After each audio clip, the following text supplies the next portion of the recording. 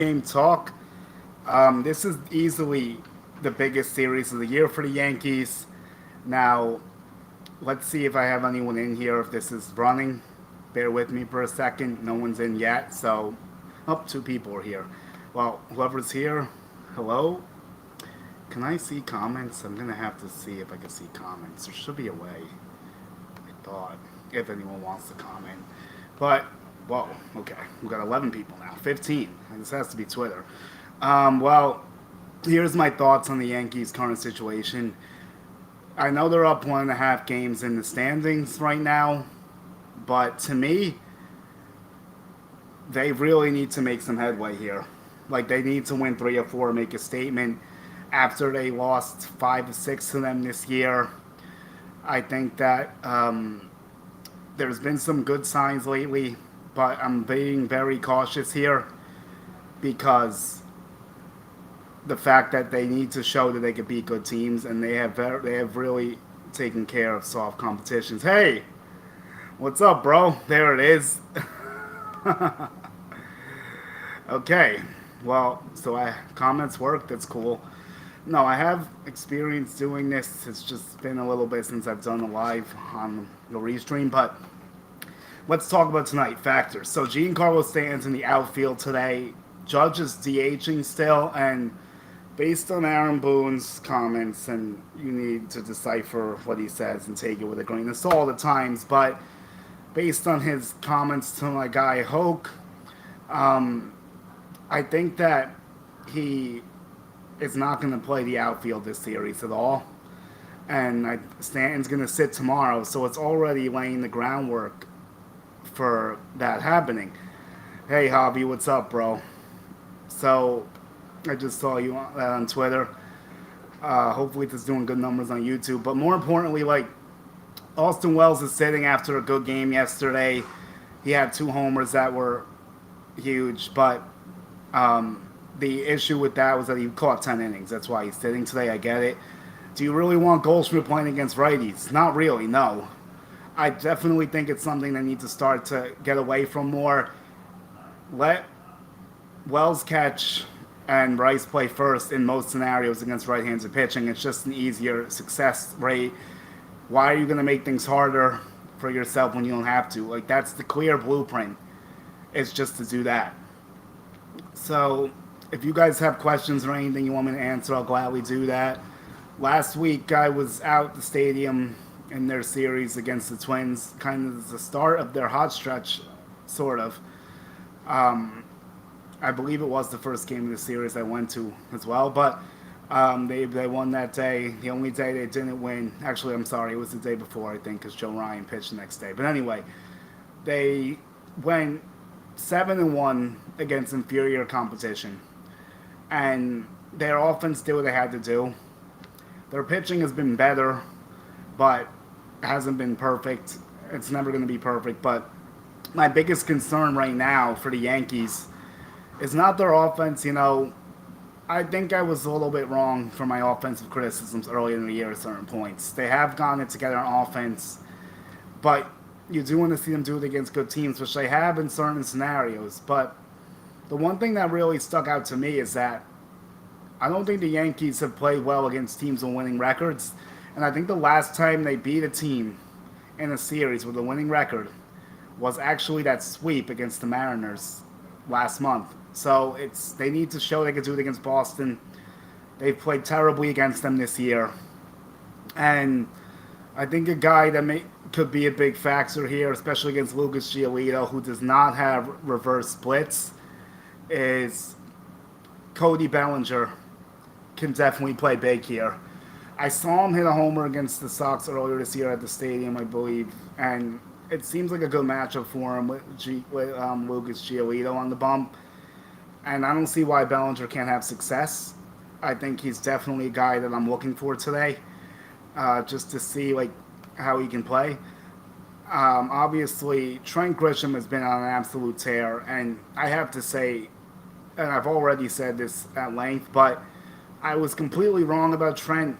Everything he's doing is sustainable at this point. He's all the way through August. I was skeptical because he had never had a season that good before. I thought it was a hot few months maybe. He's shown that he could play well in spurts before, but we've never seen him play this well offensively for this long. So Bellinger is my big factor today. Obviously, Aaron Judge is always a factor. So I'm going to actually look at these numbers and see how Giolito has fared against the Yankees, like stats against hitters or outings too, I guess. We could do it all. So I'll go right up until around game time probably. Try to do this for around 30 minutes or so. I'll probably try to do these more frequently. Try to mix in some post games also when I can. So that's definitely something noteworthy to me. And I'll start to like break down more topics and get into like deeper stuff as we progress. So only Giancarlo has a homer against Giolito. Bellinger hasn't faced him. That's interesting. Judge is 0 for 4 against him, really small sample size. Ahmed Rosario is not playing, but he's actually 7 for 17 against him. McMahon has only faced him twice. And Caballero is 3 for 2, but he's also on the bench. Goldie is also 1 for 9 against Giolito. So really the only reason I see Goldie being in there is because, like I said, the issue, not an issue, but Wells catching 10 innings last night. So, yeah, so that's where I'm looking at that side of things. The Red Sox also called up the password, and to be honest, I gotta give credit. That's a dope nickname. The password and Big Christmas are up there for my favorite nicknames right now. So I think those are cool. But more importantly, who are the Red Sox putting in their lineup today? That's what we want to really know. And how can Hill exploit the Red Sox and whatnot? So let's see what they're rolling with tonight. Let's see. Yeah. And then I could kind of look at Giolito's track record too.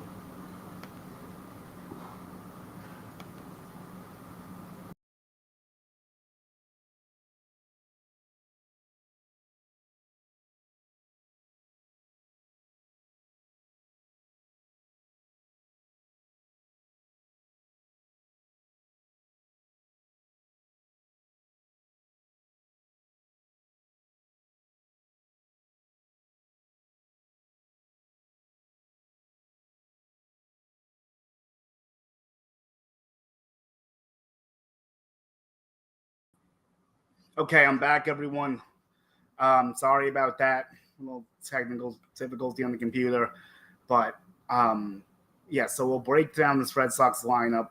Who is in it tonight? We have Roman Anthony, who I think is going to be a pest for a long time. Really good player, top prospect for a reason. Alex Bregman, notorious Yankee killer. Jared Duran definitely could cause some problems for Luis Hill. Trevor Story. Nathaniel Lowe. Shout out to my boy Javi for this one. Nathaniel Lowe could definitely be a factor tonight. He had a big home run against the Orioles, even though they ended up losing. He had a home run extras to tie it, or in the ninth. So Yoshida's in there. He's heard the Yankees before, not having a good year. So Zane Raphael has been solid. He's hitting 7.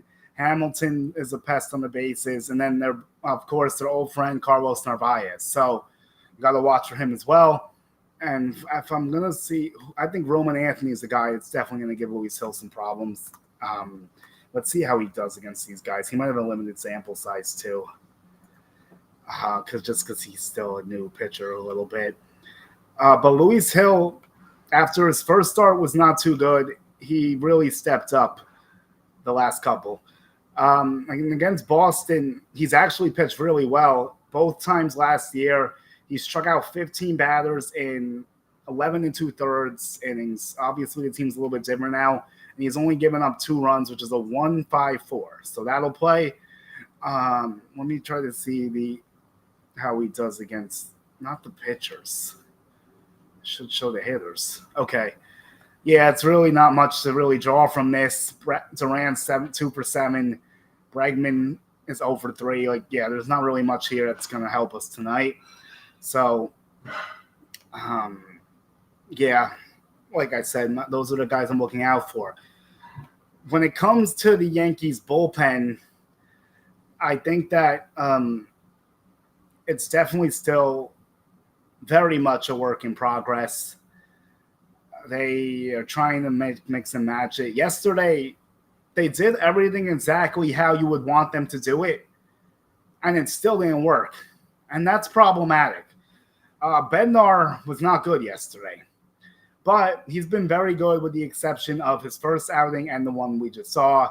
So I'm not too worried about him. I do think he's earned the right to be the closer still. At least get like 9 out of 10 save opportunities, 8 out of 10, however they want to play it. Devin Williams has been a guy that has been obviously very up and down, very volatile, should I say. But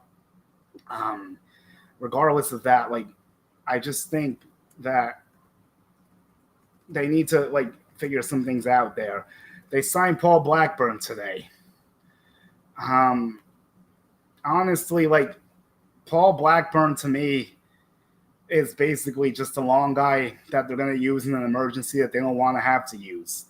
They used up a bunch of guys yesterday, and Aaron Boone did say something that does resonate. They really don't have anyone that can go multiple innings in a pinch if it's needed. So that's what Blackburn will do in case of a scenario that comes up in an emergency. So Fernando Cruz should be back semi-soon. I caught up with him last week, and he said he thought around a week. So now it's been, like 8 days, I guess, or 9 since I spoke to him. So you would hope it's close. Maybe like one more rehab appearance and he's good to go. Like I said, I really think Blackburn is just there literally for emergency situations. And we'll see if he gets in there tonight. If they're up a lot or down a lot, that's where I'm assuming you would see Blackburn. So, yeah, yesterday you go Schlittler, who was fantastic, by the way, and he's been a godsend for his team. I don't know what more you could ask out of him. Will Warren's starting to throw the ball decently, too. He's had a good little stretch. So that's definitely good. I feel better about the starting rotation than I thought I would. Schlittler had a perfect game in the 7th, which is nuts going into the 7th. He strikes out 8, lights out. And then Weaver goes an inning in the 3rd, 20 pitches. You don't really want to stretch him more than that. So, yeah, they did it exactly how you would want them to do it.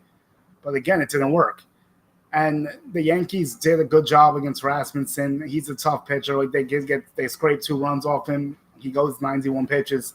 The Rays are really a team the Yankees have to beat, and they did.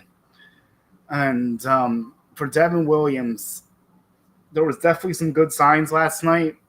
Obviously, you don't want him to give up the hits, but he does recover, strikes out the side. The only run he gives up was the unearned ghost runner. So I'll take that as a positive. Do I really want him closing in high leverage situations?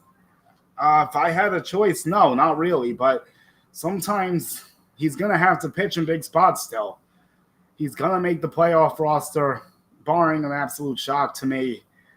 So he's going to have to man up and get some big outs down the stretch. But like I've said, I'm just not souls on this team still. Long way to go for me to get back on board in a sense. But I will say this. The schedule favors them, but the schedule could also provide false hope because you see them beat up on the bad teams, and then you expect them to do it against the good teams, and that's not always what happens. Sometimes they will, sometimes they won't. But here's how I picture the series going. The game the Yankees really have to win, you got to set the tone to win tonight, obviously. And then the toughest matchup is going to be Saturday with Warren versus Crochet. And the Yankees had one good game against Crochet, and one game he shut them down until Aaron Judge hit a bomb off him at Fenway Park to send the game to extras. So I think tomorrow's Fried versus Bayo.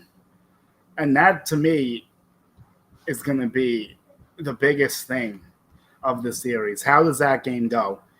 And then Sunday you get Dustin May versus Carlos Rodon, and that's a game the Yankees really, really have to win.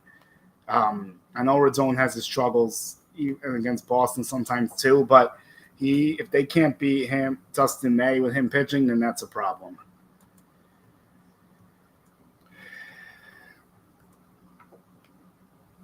All right, let's hit Max Fried. I'm concerned with Max Fried. He gave up 7 runs against the Cardinals, which is not a good team right now. He's been very bad ever since that blister injury hit him against the Cubs. He's been really bad with the exception of one start. His second half ERA is approaching 7, I think. It's well over 6. These are all not good signs, obviously. And if you go back to July, I think it's around the same numbers. Do I think he can figure it out and fix it? I mean, I want to say yes, but the problem is that if he's dealing with this injury and trying to pitch through it, I don't know. He might not. What if he doesn't find it? That's a big problem because even if the Yankees make the playoffs, and yes, I do think at this point, I again feel comfortable in saying that they will make the playoffs. Is it as the first, second, or third wild card? Is it winning the division, which I actually do think is possible now because the Blue Jays are starting to come back to the pack. The Yankees have a 3-game set against them where they can make some dents. And, they're saying an insider sounding the alarm on Max Fried. I don't need an insider to tell me what's going on with Max Fried because it's not too good. Okay, here we go. Last 7 games, which is kind of the stretch I was talking about. His ERA is basically a 7. It's a 6.94, 35 innings, 35 strikeouts. I mean, that's the strikeouts are the only thing that looks okay to me because that's around his normal pace. But his whip is close to 2, which is obviously really bad. He's walked 14 in that clip, which is not great. He's only averaging 5 innings per start, and that's not good either because in the beginning of the season, he was giving them length, and that was the one guy you could provide on to go 6, go 7, maybe even 8. That's not the case right now. He's a 5 and dive lately. And they're not going to win anything with him being a 5 and dive. Like, that's just not going to happen. Even if Schlittler is otherworldly like he was the other night, you're still having too many variables to depend on if Max Fried does not figure it out. That's the easiest path for the Yankees. So, yeah, like I said, his only good start in that stretch since the blister, which was on the 12th, he only pitched 3 innings, left the game early, was against Tampa Bay. And he went 6 2/3. He struck out 9 batters, 2 runs allowed. It's a great start. And that was at the end of July.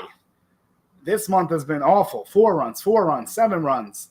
And then the other start, besides the blister one that I'm not going to factor in because he probably was pitching hurt, although it's in these stats, obviously. It's the start against the Blue Jays where he gave up 4 runs. And it's just, he's not pitching great. He really has not pitched that great since, consistently since, May and June, if you take away the Dodgers start. His start against the Orioles in late June was, a quality start. It's okay. Then he pitched really well against the Reds. But overall, he's been a roller coaster.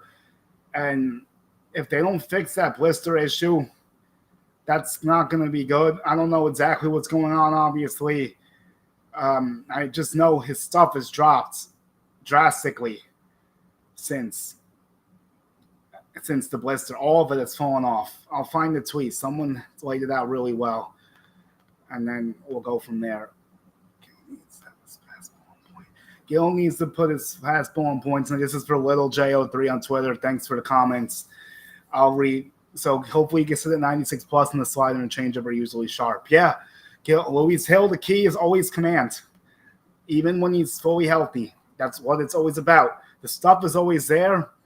I mean, obviously, some days it won't be as crisp as you would like it to be, but 9 times out of 10, he's going to give you quality stuff. The question is just if it's going to find the zone or not, which is always a gamble with him, but lately it's been better. So let's check how he's done. Let's dive under the hood. He's only pitched 3 games, so I'm not going to go too crazy, but the 1K per inning is good in 14 innings of work. So, yeah, last start out, he went 5 1/3, 1 run, 4 Ks. He kind of had to grind, but he got through it. His start against the Astros was exceptional, 7 Ks and 2 runs allowed, 5 1/3. So that's exactly what you want against a good team like the Astros. He actually worked around 6 hits that day. And the other day, he worked around 7 base runners, only gave up a run. He walked 3. He's walked 8 in 14 innings. That's going to have to go down, obviously. And let me read the other comment on Twitter here. Let's see. Completely agree with you. A split is simply not acceptable, especially in a season in which they lost most of the big series they have played. It's either winning 3 out of 4 or sweeping them. Yes, that's a good point. And my other friend, shout out to my guy, Uncle Raffy, Mike Raff down the shore. He's the guy that's going to keep it real. He's a diehard Yankees fan. He's disgusted and he's fed up with what he's seen because they haven't won in a while. And I don't blame him. It's been tough sledding. But the reason why I'm bringing him up is because he's a guy that loves – and why can't I should be able to see the Twitter comments on here. I wish I could. Oh, now I should get – oh, that doesn't let me do Twitter. It's so odd. Okay. But now I should see a better situation against the Red Sox in the big series. Otherwise, I'm worried because they have lost a lot of big series in essence. The Blue Jays, the Red Sox, and that's why they're in this position. And the Astros, another one in the American League. And the Tigers are early in the year. The only team that they've handled that's in the playoff race right now that has a spot is the Mariners. And they might not even see the Mariners in the playoffs. And also, the Mariners are definitely a team that can play a lot better in the postseason because of how their pitching plays. And the fact they have Naylor and Suarez are going to be big problems for the Yankees because they weren't there the last 6 times they played them. But I'm getting ahead of myself. Can the Yankees run down the Blue Jays? Yes. Their schedule sets up very favorably to do that. They're only back 4 now. They have 2 series against the White Sox. They have 2 or 3 against Baltimore. And they have another series against the Nationals. And let's say you go 5 of 6 against the White Sox. You'll win all the games, but it's baseball. Orioles, you have to take at least like 7 out of 9 at a minimum, if it is 9 games, which I think it is. And then Nationals, you have to sweep. No reason not to sweep the Nationals. And then this part of the schedule that's really going to define this team even more than the series that's coming up is a stretch where they play Houston, Detroit, Boston, and Toronto. That's going to make or break the Yankees season amongst the contenders. And if they play well in that stretch, they will win the division probably. They need to tread water in that stretch and go at least 500. They need to win their series against the Blue Jays and Red Sox. And if you drop it against the Tigers or Astros, so be it. Those are all going to be tough series. And then when I look at across the league in the National League, and I should probably get this off Reed's issues, and then we're going to wrap this up because we'll be under 30 minutes. The game is starting soon. I think like when you're looking at the Yankees lineup, one thing I'm liking is what I'm seeing from Volpe. I know Volpe's offense has been hot and cold, but he does have 18 bombs. He has over 60 RBIs. OPS is not where you want to be, under 700. But defensively, he is looking like his old self. I know he had some problems, 65 RBIs. I'm not a batting average guy, but you got to hit better than 213. And the same thing goes for Austin Wells. His on base at 280, that's not going to get it done. His OPS plus 89. In the 15 steals, 18 bombs is nice. You'd like to see him run more too. And he should. So Wells hitting 209. That doesn't really get it done. Ben Rice has been phenomenal offensively. He had a huge 7 RBI game recently. So I think it was the first game against Tampa, actually. So that was good to see. Like I already touched Grisham. Giancarlo Stanton. Let's talk about Stanton. Let's talk about Stanton. So with Giancarlo,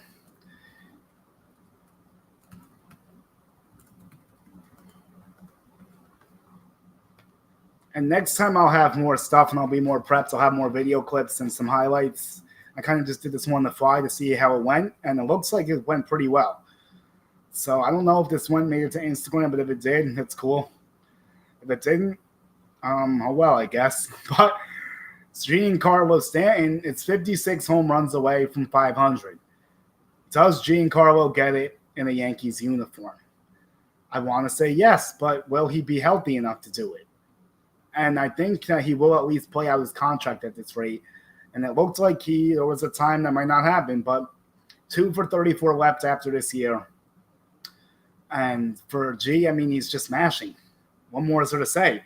And another thing I have to give him credit for is he's being ready in these pinch hit homers. He has 2, and he's never had one before this year. He's been ready. He's plugged in, even when he's not playing. He's paying attention. He's ready to come off the bench. He's ready to hit. I'm not going to say he wasn't paying attention in the back in the day, but he even admitted he had to lock in more when he wasn't playing, and he's done that. And even though he has not started consistently, he's playing well still whenever he gets in there. You cannot ask for anything more from Giancarlo Stanton right now. And the last guy I'll get to is Jazz Chisholm before we end. So Stanton's hitting 311 and 148 at-bats. He hasn't hit 300 in I don't even know how long. Maybe his MVP season, if he even did it that year. Well, that holds up. I mean, it's possible. He's not going to get that many at-bats the rest of the year. OPS plus 181, OPS over 1,000, 642 slug, 389 on base. He's seen the ball well. I mean, his strikeouts are 51. It's still high, but honestly, who cares if he's doing everything else well? And the last time he hit 300 was never, actually. He's never hit 300, not even in his MVP season. So we'll see. Even in 2020 with less at-bats, he didn't do it. So can he do that the whole year? I mean, sure, why not? He's a playoff beast, but the main reason why Yankee fans like Giancarlo Stanton and the thing that he does better than anything, and I'm going to get the splits because they are lovely, is hit against the Boston Red Sox. This guy absolutely owns the Boston Red Sox. And he just continues to dominate the Boston Red Sox. Whenever you see him play against them, it definitely inspires confidence. So we'll draw those numbers up, and then I'll do Jazz Chisholm, and then we'll get on our way. Prediction, they win tonight. Tomorrow, I'm not so sure. I'll say the last time I predicted it, I actually predicted Red Sox win the series, and they did. So this time I'm going to predict something that'll satisfy nobody. I'm going to say a split because Max Fried. I don't know about Max Fried. And Brian Bayo pitches well against the Yankees too. And he's been pitching pretty good this year. Got to give credit there. So now I'll say, so that means I think they win Sunday. I think they lose against Crochet. And I think they win tonight. But we'll see. So I'm predicting a split. And the Red Sox, he has 15 homers, 46 RBIs, 835 OPS. And he just plays really well against them, 270 average. So you want him to play 3 or 4, hopefully. You want him to play 3 or 4 against Boston. And then you'll go from there and hope that works out. Now, tonight, Duvall is going to be my bullpen X factor since he didn't throw yesterday. I feel like he'll get in there today. He needs to be more consistent, have better commands. And with Fried, it's also conviction of the pitch. He doesn't have that same conviction he had in the first half before the blister and everything. So I think Fried just has to trust his stuff, throw it to the best of his ability, and hit his spots. Chisholm, 22 bombs, 57 RBI, 21 stolen bases, 805 OPS. He's having a fantastic year. Almost 400 plate appearances. And I think that home run against the Cardinals, even though he hit me against the Rays, I think it's something that can get them going a little bit. I definitely expect him to hit 1 or 2 against the Red Sox. So thank you, everybody. I appreciate it. I'll touch this up more for next time. Maybe I'll come back with a series recap. I'm not going to call us the podcast. Let's just call it a live stream and see where it goes. No name for it. We're just